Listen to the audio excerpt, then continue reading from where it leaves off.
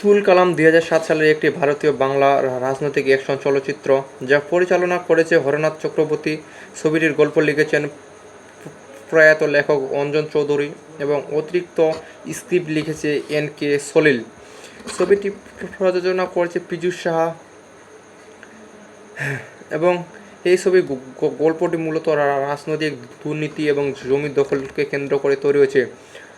হরিদেবপুর নামে একটি এলাকার স্থানীয় বিধায়ক অবিনাশ মুখার্জি এবং তার শালক হরিপদ সামন্ত একসাথে কৃষকদের জমি জোর করে দখল করতে চায়। এছাড়া একটি বড় কোম্পানির সঙ্গে চুক্তি করে সেখানে কারখানা গড়ার পরিকল্পনা করে।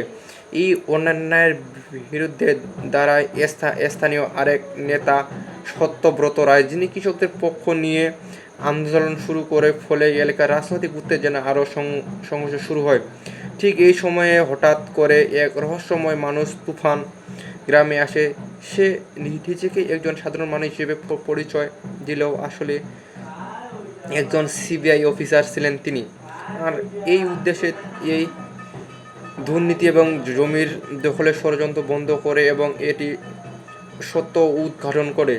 ধীরে ধীরে তুফান পুরো ষড়যন্ত্রের বিরুদ্ধে লড়াই শুরু করে, গ্রামের মানুষদের ন্যায় পথে দাঁড়াতে সাহায্য করে।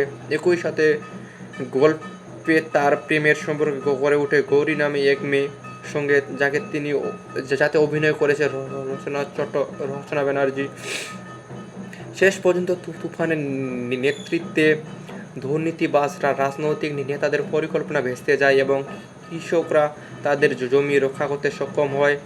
এবং এই সিনেমাতে প্রধান চরিত্রে অভিনয় করেছে মিঠুন চক্রবর্তী সিবিআই অফিসার হিসেবে, এবং নায়িকা হিসেবে অভিনয় করেছে রচনা ব্যানার্জি। মিঠুন চক্রবর্তীর বিপরীতে অভিনয় করেছে।